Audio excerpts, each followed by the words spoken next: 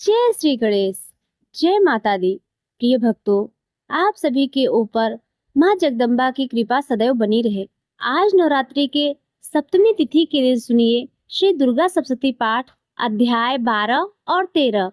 उससे पहले आप श्री दुर्गा कवच, अर्गला और कीलक स्रोत का हिंदी में अनुवाद सुनेंगे, क्योंकि इन तीनों स्रोत का पाठ दुर्गा सप्तशती के पाठ से सबसे पहले किया जाता है। तो चलिए सबसे पहले दुर्गा कवच सुनते हैं। देवी कवच। ओम चंडिका देवी को नमस्कार है। मार्कंडे जी कहते हैं, पितामह, जो इस संसार में परम गोपनीय तथा मनुष्यों की सब प्रकार से रक्षा करने वाला है और जो अब तक आपने किसी दूसरे के सामने प्रकट नहीं किया हो, ऐसा कोई साधन मुझे बताइए। तब ब्रह्मा जी बोले, ब्राह्मण, ऐसा साधन तो एक देवी कवच ही है, जो गोपनीय से भी परम गोपनीय, पवित्र तथा संपूर्ण कार्यों का उपकार करने वाला है। महामुने, उसे श्रवण करो। देवी की 9 मूर्तियां हैं, जिन्हें 9 दुर्गा कहते हैं। उनके पृथक पृथक नाम बतलाए जाते हैं। प्रथम नाम शैलपुत्री, दूसरी मूर्ति का नाम ब्रह्मचारिणी और तीसरे स्वरूप चंद्रघंटा के नाम से प्रसिद्ध है। चौथी मूर्ति को कुष्मांडा कहते हैं। पांचवी दुर्गा का नाम स्कंद माता है। देवी के छठे रूप को कात्यायनी कहते हैं। सातवां कालरात्रि और आठवां स्वरूप महागौरी के नाम से प्रसिद्ध है। नौवीं दुर्गा का नाम सिद्धिदात्री है। यह सब नाम सर्वज्ञ महात्मा वेद भगवान के द्वारा ही प्रतिपादित हुए हैं। जो मनुष्य अग्नि में जल रहा हो, रणभूमि में शत्रुओं से घिर गया हो, विषम संकटों में फंसा हो तथा इस प्रकार भय से आतुर होकर जो भगवती दुर्गा की शरण में प्राप्त हुए हैं, उनको कभी कोई अमंगल नहीं होता। युद्ध के समय संकट में पड़ने पर भी उनके ऊपर कोई विपत्ति दिखाई नहीं देती। उन्हें शोक, दुख और भय की प्राप्ति नहीं होती। जिन्होंने भक्ति पूर्वक देवी का स्मरण किया है, उनका निश्चय ही अभ्युदय होता है। देवर्षि, जो तुम्हारा चिंतन करते हैं, उनकी तुम निसंदेह रक्षा करती हो। चामुंडा देवी प्रेत पर आरूढ़ होती है। वाराही भैंसे पर सवार होती है। इंद्री का वाहन ऐरावत हाथी है। वैष्णवी देवी गरुड़ पर ही आसन जमाती है। माहेश्वरी वृषभ पर आरूढ़ होती है। कौमारी का वाहन मयूर है। भगवान विष्णु की प्रियतमा लक्ष्मी देवी कमल के आसन पर विराजमान है और हाथों में कमल लिए हुए हैं। वृषभ पर आरूढ़ ईश्वरी देवी श्वेत रूप धारण कर रखा है। ब्राह्मी देवी हंस पर बैठी हुई है और वह सब प्रकार के आभूषणों से विभूषित है। इस प्रकार ये सभी माताएं सब प्रकार की योग शक्तियों से संपन्न है। उनके सिवा और भी बहुत सी देवियां हैं, जो अनेक प्रकार के आभूषणों से शोभायमान तथा नाना प्रकार के रत्नों से सुशोभित हैं। ये संपूर्ण देवियां क्रोध से भरी हुई और भक्तों की रक्षा के लिए रथ पर बैठी दिखाई देती हैं। ये शंख, चक्र, गदा, शक्ति, हल, मूषल, खेटक, तोमर, परशु तथा पास, कुंत और त्रिशूल एवं उत्तम सांख धनुष आदि शस्त्र अपने हाथों में धारण करती हैं। दैत्यों के शरीर का नाश करना, भक्तों को अभय दान देना और देवताओं का कल्याण करना, यही उनके शस्त्र धारण करने का उद्देश्य है। कवच आरंभ करने से पहले इस प्रकार प्रार्थना करनी चाहिए। महारौद्र रूप, अत्यंत घोर पराक्रम, महाबल और महान उत्साह वाली देवी, तुम महान भय का नाश करने वाली हो। तुम्हें नमस्कार है। तुम्हारी ओर देखना भी कठिन है। शत्रुओं का भय बढ़ाने वाली जगदम्बे, मेरी रक्षा करो। पूर्व दिशा में ऐन्द्री मेरी रक्षा करे। आग्नेय कोण में अग्नि शक्ति, दक्षिण दिशा में वाराही तथा नेतृत्व कोण में खड्गधारिणी मेरी रक्षा करे। पश्चिम दिशा में वारुणी और वायव्य कोण में मृग पर सवारी करने वाली देवी मेरी रक्षा करे। उत्तर दिशा में कौमारी और ईशान कोण में शूलधारिणी रक्षा करे। ब्राह्मणी, तुम ऊपर की ओर मेरी रक्षा करो और वैष्णवी देवी नीचे की ओर से मेरी रक्षा करे। इसी प्रकार सौओं को अपना वाहन बनाने वाली चामुंडा देवी दसों दिशाओं में मेरी रक्षा करे। जया आगे से और विजया पीछे की ओर से मेरी रक्षा करे। वाम भाग में अजिता और दक्षिण भाग में अपराजिता रक्षा करे। उद्योतिनी शिखा की रक्षा करे। उमा मेरे मस्तक पर विराजमान होकर रक्षा करे। ललाट की माल्य धारिणी रक्षा करे और यशस्विनी देवी मेरी भौहों की रक्षा करे। भौहों के मध्य भाग की त्रिनेत्रा और नथनों की यमघंटा देवी रक्षा करे। दोनों नेत्रों की शंखिनी और कानों की द्वारवासिनी रक्षा करे। कालिका देवी कपोलों की तथा भगवती शांकरी कानों के मूल भाग की रक्षा करे। नासिका में सुगंधा और ऊपर के ओष्ठ में चर्चिका देवी रक्षा करे। नीचे के ओष्ठ में अमृत कला तथा जिह्वा में सरस्वती देवी रक्षा करे। कौमारी दांतों की और चंडिका कंठ प्रदेश की रक्षा करे। चित्र घंटा गले की घंटी में मेरी वाणी की रक्षा करे। भद्रकाली ग्रीवा में धनुर्धरी पृष्ठवंश की मेरुदंड में रहकर रक्षा करे। कंठ के बाहरी भाग में नीलग्रीवा और कंठ की नली में नलकुबरी रक्षा करे। दोनों कंधों में खड्गनी और मेरे दोनों भुजाओं की वज्रधारणी रक्षा करे। दोनों हाथों में दंडनी और अंगुलियों में अंबिका रक्षा करे। शूलेश्वरी नखों की रक्षा करे। कौलेश्वरी कुक्षी में पेट में रहकर रक्षा करे। महादेवी दोनों स्तनों और शोक विनाशिनी देवी मन की रक्षा करे। ललिता देवी हृदय में और शूल धारणी उदर में रहकर रक्षा करे। नाभि में कामिनी और गुह्य भाग में गुहेश्वरी रक्षा करे। पूतना और कामिका लिंग की और महिष वाहिनी गुदा में रहकर रक्षा करे। भगवती कटी भाग में और विंध्यवासिनी घुटनों की रक्षा करे। संपूर्ण कामनाओं को देने वाली महाबला देवी दोनों पिंडलों की रक्षा करे। नारसिंही दोनों गुल्फों के और तेजस्वी देवी दोनों चरणों के पृष्ठभाग की रक्षा करे। श्री देवी पैरों की अंगुलियों में और तलवासिनी पैरों के तलुओं में रहकर रक्षा करे। अपने दाढ़ों के कारण भयंकर दिखाई देने वाली दृष्ट कराली देवी नखों की और ऊर्ध्वकेशनी देवी केशों की रक्षा करे। रोमावली के छिद्रों में कौबेरी और त्वचा की बागेश्वरी देवी रक्षा करे। पार्वती रक्त मज्जा वसा मांस हड्डी और मेदा की रक्षा करे। अंबिका काल रात्रि और पित्त की मुकुटेश्वरी रक्षा करे। मूलाधार आदि कमल कोशों में पद्मावती और कप में चूड़ामणि स्थित होकर रक्षा करे। नख के तेज की ज्वालामुखी रक्षा करे। जिसका किसी भी अस्त्र से भेदन नहीं हो सकता, वह अभेद्या भी शरीर के समस्त संधियों में रहकर रक्षा करे। ब्राह्मणी आप मेरे वीर की रक्षा करे। छत्रेश्वरी छाया की तथा धर्म धारणी देवी अहंकार मन और बुद्धि की रक्षा करे। हाथ में वज्र धारण करने वाली वज्रहस्ता देवी मेरे प्राण अपान व्यान उदान और समान वायु की रक्षा करे। कल्याण शोभा से शोभित होने वाली भगवती कल्याण शोभना मेरे प्राण की रक्षा करे। रस रूप गंध शब्द और स्पर्श इन विषयों का अनुभव करते समय योगिनी देवी रक्षा करे। सत्वगुण रजोगुण और तमोगुण की रक्षा सदा नारायणी देवी करे। वाराही आयु की रक्षा करे। वैष्णवी धर्म की रक्षा करे तथा चक्रिणी चक्र धारण करने वाली देवी यश कीर्ति लक्ष्मी धन तथा विद्या की रक्षा करे। इंद्राणी आप मेरे गोत्र की रक्षा करे। चंडिके तो मेरे पशुओं की रक्षा करो। महालक्ष्मी पुत्रों की रक्षा करे। भैरवी पत्नी की रक्षा करे। मेरे पथ की सुपथा तथा मार्ग की क्षेम करी रक्षा करे। राज के दरबार में महालक्ष्मी रक्षा करे तथा सब ओर से व्याप्त रहने वाली विजया देवी संपूर्ण भयों से मेरी रक्षा करे। देवी जो स्थान कवच में नहीं कहा गया है अतएव रक्षा से रहित है, वह सब तुम्हारे द्वारा सुरक्षित हो, क्योंकि तुम विजयशाली और पाप नाशनी हो। यदि अपने शरीर का भला चाहे तो मनुष्य बिना कवच के कहीं एक पग भी न जाए। कवच का पाठ करके ही यात्रा करे। कवच के द्वारा सब ओर से सुरक्षित मनुष्य जहाँ जहाँ भी जाता है वहाँ वहाँ उसे धन लाभ होता है तथा संपूर्ण कामना की सिद्धि करने वाली विजय की प्राप्ति होती है। वह जिस अभिष्ट वस्तु का चिंतन करता है उसको निश्चय ही प्राप्त हो जाता है। वह पुरुष इस पृथ्वी पर तुलना रहित महान ऐश्वर्य का भागी होता है। कवच से सुरक्षित मनुष्य निर्भय हो जाता है। युद्ध में उसकी पराजय नहीं होती तथा वह तीनों लोकों में पूजनीय होता है। देवी का कवच देवताओं के लिए भी दुर्लभ है। जो प्रतिदिन नियम पूर्वक तीनों संध्याओं के समय श्रद्धा के साथ इसका पाठ करता है अथवा सुनता है उसे देवी कला प्राप्त होती है तथा वह तीनों लोकों में कहीं भी पराजित नहीं होता। इतना ही नहीं, वह अपमृत्यु से रहित 100 से भी अधिक वर्षों तक जीवित रहता है। महरी चेचक और कोढ़ आदि उसकी संपूर्ण पीड़ाएं नष्ट हो जाती हैं। कनेर भांग अफीम धतूरे आदि स्थावर विष सांप बिच्छू आदि के काटने से चढ़ा हुआ जंगम विष तथा कृत्रिम और तेल के संयोग आदि से बनने वाले कृत्रिम विष, ये सभी प्रकार के विष दूर हो जाते हैं।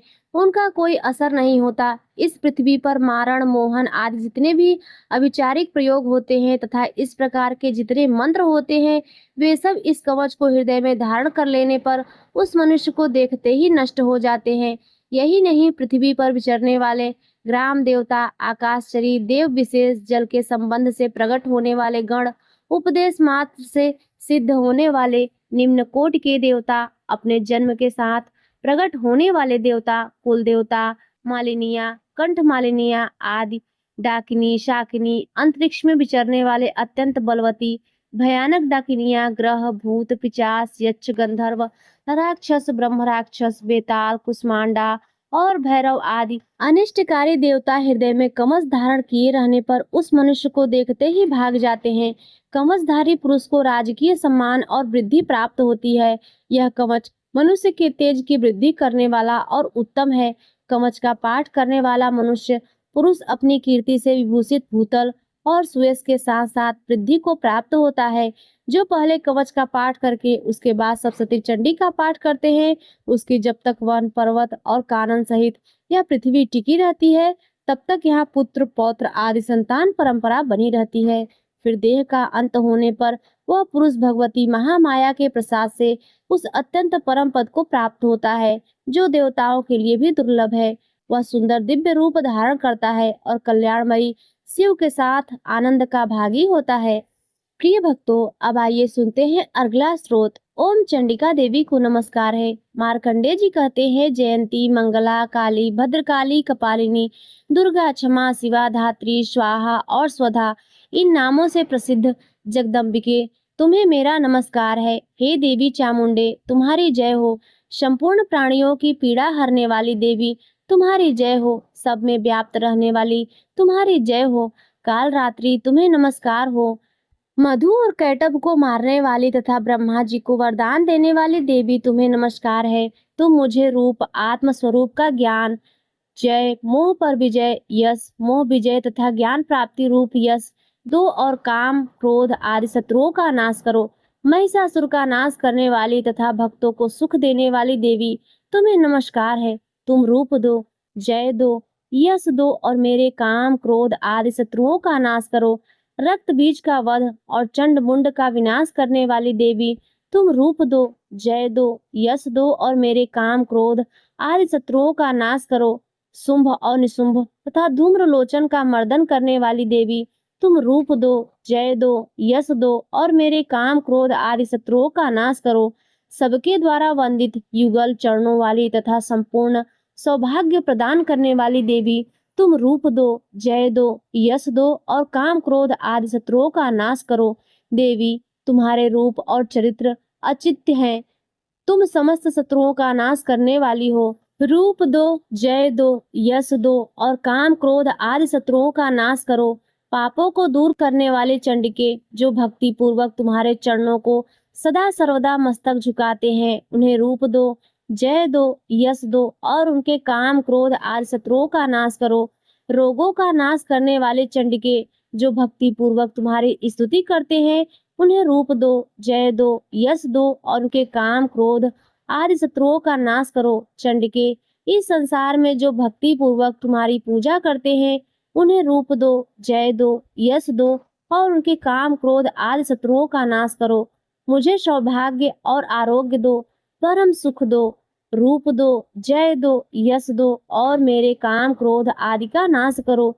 जो मुझसे द्वेष रखते हैं, उनका नाश करो और मेरे बल की वृद्धि करो। रूप दो, जय दो, यश दो और मेरे काम, क्रोध का नाश करो। देवी, मेरा कल्याण करो, मुझे उत्तम संपत्ति प्रदान करो। रूप दो, जय दो, यश दो और काम, क्रोध का नाश करो। अंबिके, देवता और असुर दोनों ही अपने माथे के मुकुट की मड़ियों को तुम्हारे चरणों पर घिसते रहते हैं। तुम रूप दो, जय दो, यश दो और काम, क्रोध आदि का नाश करो। तुम अपने भक्त जनों को विद्वान, यशस्वी और लक्ष्मीवान बनाओ तथा रूप दो, जय दो, यश दो और उसके काम, क्रोध आदि शत्रुओं का नाश करो। प्रचंड दैत्यों के दर्प का दलन करने वाले चंडिके, मुझ शरणागत को रूप दो, जय दो, यश दो और मेरे काम, क्रोध आदि शत्रुओं का नाश करो। चतुर्मुख, ब्रह्मा जी द्वारा प्रशंसित चार भुजा धारणी परमेश्वरी, रूप दो, जय दो, यश दो और मेरे काम, क्रोध आदि शत्रुओं का नाश करो। देवी अंबिके, भगवान विष्णु नित्य निरंतर भक्ति पूर्वक तुम्हारी स्तुति करते रहते हैं। तुम रूप दो, जय दो, यश दो, काम, क्रोध आदि शत्रुओं का नाश करो। हिमालय कन्या पार्वती के पति महादेव जी के द्वारा प्रशंसित होने वाली परमेश्वरी, तुम रूप दो, जय दो, यश दो और काम, क्रोध आदि शत्रुओं का नाश करो। सचीपति इंद्र के द्वारा सद्भाव से पूजित होने वाली परमेश्वरी, तुम रूप दो, जय दो, यश दो और काम क्रोध आदि शत्रुओं का नाश करो। प्रचंड भुज दंड वाली दैत्यों का घमंड चूर करने वाली देवी, तुम रूप दो, जय दो, यश दो और काम क्रोध आदि शत्रुओं का नाश करो। देवी अंबिका, तुम अपने भक्त जनों को सदा असीम आनंद प्रदान करती हो। मुझे रूप दो, जय दो, यश दो और मेरे काम क्रोध आदि शत्रुओं का नाश करो। मन की इच्छा के अनुसार चलने वाली मनोहर पत्नी प्रदान करो, जो दुर्गम संसार सागर से तारने वाली तथा उत्तम कुल में उत्पन्न हुई हो। जो मनुष्य इस स्रोत का पाठ करके सप्तशती रूपी महास्रोत का पाठ करता है, वह सप्तशती की जप संख्या से मिलने वाले श्रेष्ठ फल को प्राप्त होता है। साथ ही वह प्रचुर संपत्ति को भी प्राप्त कर लेता है। प्रिय भक्तों, अब आइए सुनते हैं कीलक स्रोत का पाठ। ओम श्री चंडिका देवी को नमस्कार है। मार्कंडे जी कहते हैं, विशुद्ध ज्ञान ही जिनका शरीर है, तीनों वेद ही जिनके नेत्र हैं, जो कल्याण प्राप्ति हेतु तथा अपना मस्तक पर अर्ध चंद्रमा का मुकुट धारण करते हैं, उन भगवान शिव को नमस्कार है। मंत्रों का जो अभिषेक है, अर्थात मंत्रों की सिद्धि में विघ्न उपस्थित करने वाले साप रूपी कीलक का जो निवारण करने वाला है, उस सप्तशती स्रोत को संपूर्ण रूप से जानना चाहिए और जानकर उनकी उपासना करनी चाहिए। यद्यपि सप्तशती के अतिरिक्त अन्य मंत्रों के जप में जो निरंतर लगा रहता है, वह भी कल्याण का भागी होता है। उसके भी उच्चाटन आदि कर्म सिद्ध होते हैं तथा उसे भी समस्त दुर्लभ वस्तुओं की प्राप्ति होती है। तथा जो अन्य मंत्रों का जप न करके केवल इस सप्तशती नामक स्रोत से देवी की स्तुति करते हैं, उन्हें स्तुति मात्र से ही सच्चिदानंद देवी सिद्ध हो जाती हैं। उन्हें अपने कार्य सिद्धि के लिए मंत्र, औषधि तथा अन्य किसी साधन के उपयोग की आवश्यकता नहीं रहती। बिना जप के ही उनके उच्चाटन आदि समस्त अभिचारिक कर्म सिद्ध हो जाते हैं। इतना ही नहीं, उनकी संपूर्ण अभिष्ट वस्तुएं भी सिद्ध होती है। लोगों के मन में यह शंका थी कि जब केवल सप्तशती की उपासना से अथवा सप्तशती को छोड़कर अन्य मंत्रों की उपासना से भी समान रूप से सब कार्य सिद्ध होते हैं, तब इनमें श्रेष्ठ कौन सा साधन है। लोगों की इस शंका को सामने रखकर भगवान शंकर अपने पास आए हुए जिज्ञासियों को समझाया कि यह सप्तशती नामक संपूर्ण स्रोत ही सर्वश्रेष्ठ एवं कल्याणमय है। तदंतर भगवती चंडिका के सप्तशती नामक स्रोत को महादेव जी ने गुप्त कर दिया। सप्तशती पाठ से जो पुण्य प्राप्त होता है, उसकी कभी समाप्ति नहीं होती, किंतु अन्य मंत्रों के जप से पुण्य की समाप्ति हो जाती है। अतः भगवान शिव के अन्य मंत्रों की अपेक्षा जो सप्तशती की श्रेष्ठता का निर्णय किया, उसे यथार्थ ही जानना चाहिए।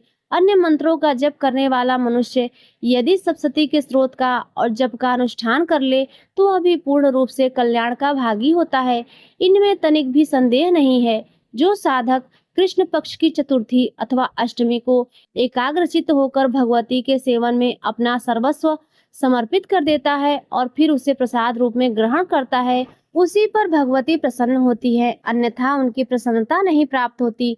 इस प्रकार सिद्धि के प्रतिबिंब रूप कीलक द्वारा महादेव जी इस स्रोत को कीलित कर रखा है। जो पूर्वोक्त रीति से निष्कीलन करके इस सप्तशती स्रोत का प्रतिदिन स्पष्ट उच्चारण पाठ करता है, वह मनुष्य सिद्ध हो जाता है।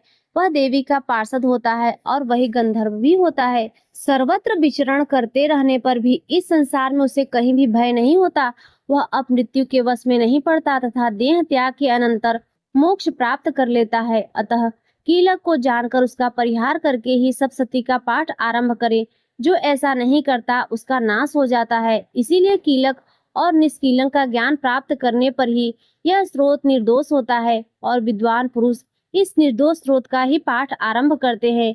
स्त्रियों में जो कुछ भी सौभाग्य आदि दृष्टिगोचर होता है, वह सब देवी के प्रसाद का ही फल है। अतः इस कल्याण में स्रोत का सदा जप करते रहना चाहिए।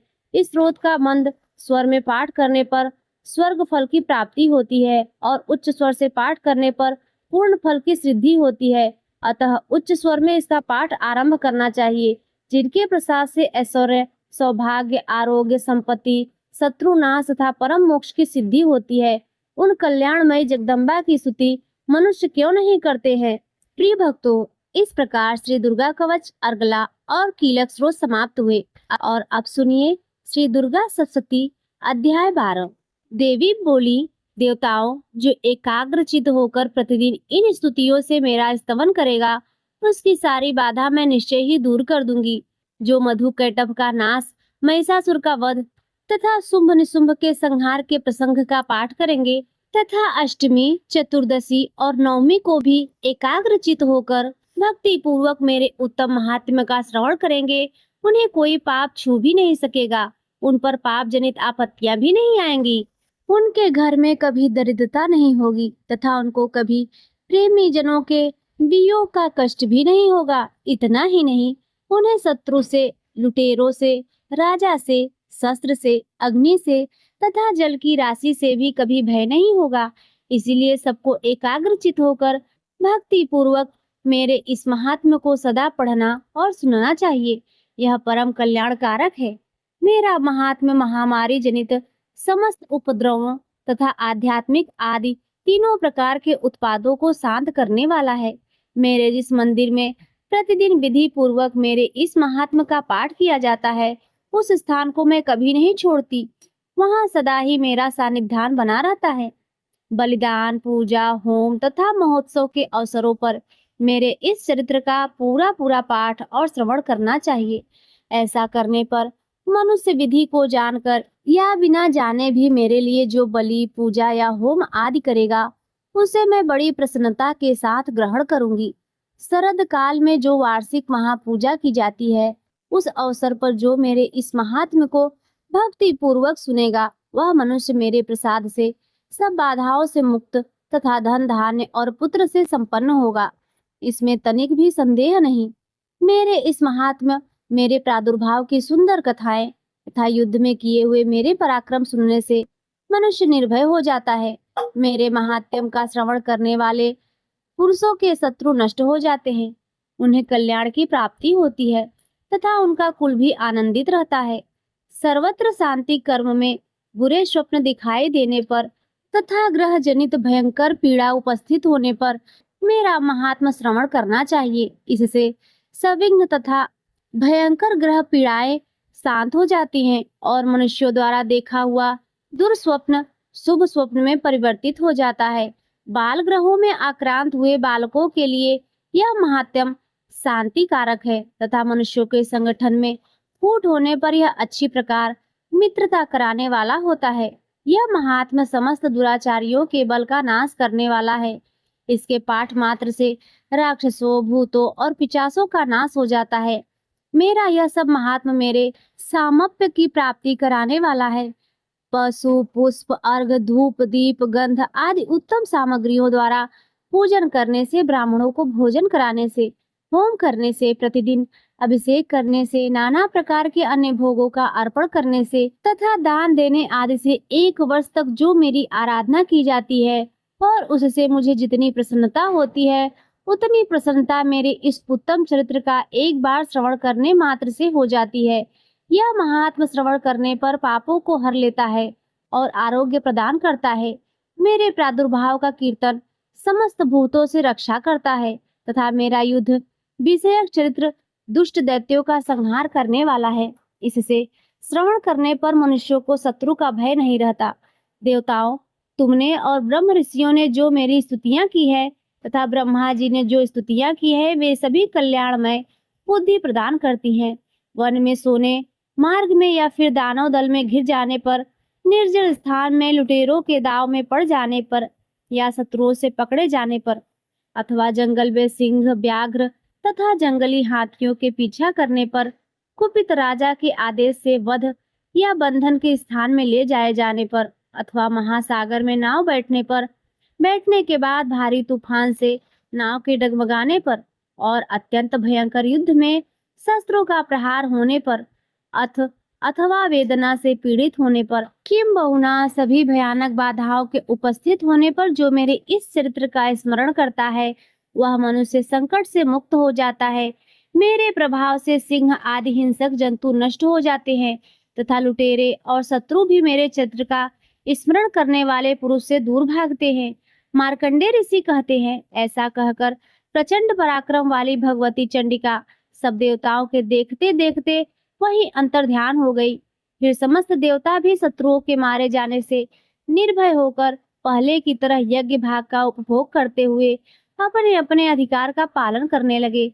संसार का विध्वंस करने वाले महाभयंकर अतुल पराक्रमी देव शत्रु शुंभ तथा महाबली निशुंभ के युद्ध में देवी द्वारा मारे जाने पर शेष दैत्य पाताल लोक में चले आए। राजन, इस प्रकार भगवती अंबिका देवी नित्य होते हुए भी पुनः पुनः प्रकट होकर जगत की रक्षा करती हैं। वे ही इस विश्व को मोहित करती हैं और वे ही इस जगत को जन्म देती हैं और वे ही प्रार्थना करने पर संतुष्ट होकर विज्ञान एवं समृद्धि प्रदान करती हैं। राजन, महाप्रलय के समय महामारी का स्वरूप धारण करने वाली वे महाकाली ही इस समस्त ब्रह्मांड में व्याप्त हैं। वे ही समय समय पर महामारी होती हैं और वही स्वयं अजन्मा होती हुई भी सृष्टि के रूप में प्रकट होती हैं। वे सनातनी देवी ही समयानुसार संपूर्ण भूतों की रक्षा करती हैं। मनुष्य के अभ्युदय के समय में वे ही घर में लक्ष्मी के रूप में स्थित होकर उन्नति प्रदान करती हैं और वे ही अभाव के समय दरिद्रता बनकर विनाश का कारण होती हैं। पुष्प, धूप और गंध आदि से पूजन करके उनकी स्तुति करने पर वे धन, पुत्र, धार्मिक बुद्धि तथा उत्तम गति प्रदान करती हैं। जय माता दी। इस प्रकार श्री मार्कंडेय पुराण में सावर्णिक मनवंतर की कथा के अंतर्गत देवी महात्म्य में फल स्तुति नामक 12वां अध्याय पूर्ण हुआ। अब सुनिए श्री दुर्गा सप्तशती अध्याय 13। श्री दुर्गा सप्तशती के 13वें अध्याय में राजा सूरत और वैश्य को देवी के वरदान का वर्णन किया गया है। अध्याय प्रारंभ करने से पहले हम सब माँ दुर्गा का ध्यान करें, जो उदय काल के सूर्य मंडल की श्रीकांत धारण करने वाली हैं, जिनकी 4 भुजाएं और 3 नेत्र हैं तथा जो अपने हाथों में 5 अंकुश वर एवं अभय की मुद्रा धारण किए रहती हैं। उन शिवा देवी का मैं ध्यान करती हूँ। मार्कंडेय ऋषि कहते हैं, राजन, इस प्रकार मैंने तुमसे देवी के उत्तम महात्मा का वर्णन किया है, जो इस जगत को धारण करती हैं। उन देवी का ऐसा ही प्रभाव है। वे ही विद्या उत्पन्न करती हैं। भगवान विष्णु की माया स्वरूपा उस भगवती के द्वारा ही तुम यह वैश्य तथा अन्यान्य विवेकी जन मोहित होते हैं। मोहित हुए भी और आगे भी मोहित होंगे। महाराज, तुम उन्हीं परमेश्वरी की शरण में जाओ। आराधना करने पर वे मनुष्यों को भोग, स्वर्ग तथा मोक्ष प्रदान करती है। मार्कंडेय जी कहते हैं, मेधा मुनि की यह वचन सुनकर राजा सूरत ने उत्तम व्रत का पालन करने वाले उन महाभाग महर्षि को प्रणाम किया। वे अत्यंत ममता और राज्य पर अपहरण से बहुत खिन्न हो चुके थे। महामुनि इसीलिए विरक्त होकर वे राजा तथा वैश्य तत्काल तपस्या को चले गए। वे जगदम्बा के दर्शन के लिए नदी के तट पर रहकर तपस्या करने लगे। वे वैश्य उत्तम देवी सूक्त का जप करते हुए तपस्या में प्रवृत्त हुए। वे दोनों नदी के तट पर देवी की मिट्टी की मूर्ति बनाकर पुष्प, धूप और हवन आदि के द्वारा उनकी आराधना करने लगे। उन्होंने पहले तो धीरे धीरे आहार को कम किया, फिर बिल्कुल निराहार रहकर देवी में ही मन लगाए। एकाग्रता पूर्वक उनका चिंतन आरंभ किया। वे दोनों अपने शरीर के रक्त से प्रोक्षित बलि देते हुए लगातार 3 वर्ष तक संयम पूर्वक आराधना करते रहे। इस पर प्रसन्न होकर जगत को धारण करने वाली चंडिका देवी ने प्रत्यक्ष दर्शन देकर कहा। देवी बोली, राजन तथा अपने कुल को आनंदित करने वाले वैश्य, तुम लोग जिस वस्तु की अभिलाषा रखते हो वह मुझसे मांगो, मैं संतुष्ट हूँ, इसीलिए तुम्हें वह सब कुछ दूंगी। मार्कंडेय जी कहते हैं, तब राजा ने दूसरे जन्म में नष्ट न होने वाले राज्य मांगा तथा इस जन्म में भी शत्रुओं की सेना को बलपूर्वक नष्ट करके पुनः अपना राज्य प्राप्त कर लेने का वरदान मांगा। वैश्य का चित्त संसार की ओर से खिन्न एवं विरक्त हो चुका था और वे बड़े बुद्धिमान थे। अतः उस समय उन्होंने तो ममता और अहंता रूप आसक्ति का नाश करने वाला ज्ञान मांगा। देवी बोली, राजन, तुम थोड़े ही दिनों में शत्रुओं को मारकर अपना राज्य प्राप्त कर लोगे। अब वहां तुम्हारा राज्य स्थिर रहेगा। फिर मृत्यु के पश्चात तुम भगवान विवस्वान अर्थात सूर्य के अंश से जन्म लेकर इस पृथ्वी का सावर्णिक मनु के नाम से विख्यात होगे। वैश्वर्य, तुमने भी जिस वर को मुझसे प्राप्त करने की इच्छा की है उसे देती हूँ। तुम्हें मोक्ष के लिए ज्ञान प्राप्त होगा। मार्कंडेय जी कहते हैं, इस प्रकार उन दोनों को मनोवांछित वर देकर तथा उनके द्वारा भक्ति पूर्वक अपनी स्तुति सुनकर अंबिका देवी तत्काल अंतर्ध्यान हो गई। इस तरह देवी से वरदान पाकर क्षत्रियों में श्रेष्ठ सूरत सूर्य से जन्म ले सावर्णी नामक मनु होंगे। जय माता दी। इस प्रकार श्री मार्कंडेय पुराण में सावर्णिक मनवंतर की कथा के अंतर्गत देवी महात्म के सूरत और वैश्य की वरदान नामक 13वां अध्याय पूर्ण हुआ। प्रिय भक्तों, अब आइए सुनते हैं श्री दुर्गा चालीसा और उसके बाद आरती और क्षमा प्रार्थना के बाद इस अध्याय को संपूर्ण करेंगे। जय अम्बे गौरी मैया, जय श्यामा गौरी, तुमको निश दिन ध्यावत, मैया जी को सदा मनावत, हरि ब्रह्मा शिवरी, ओम जय अम्बे गौरी। माघ सिंदूर विराजत, टीको मृग मद को, मैया टीको मृग मद को, उज्ज्वल से दो नैना, निर्मल से दो नैना, चंद्र बदनिनी को, ओम जय अम्बे गौरी।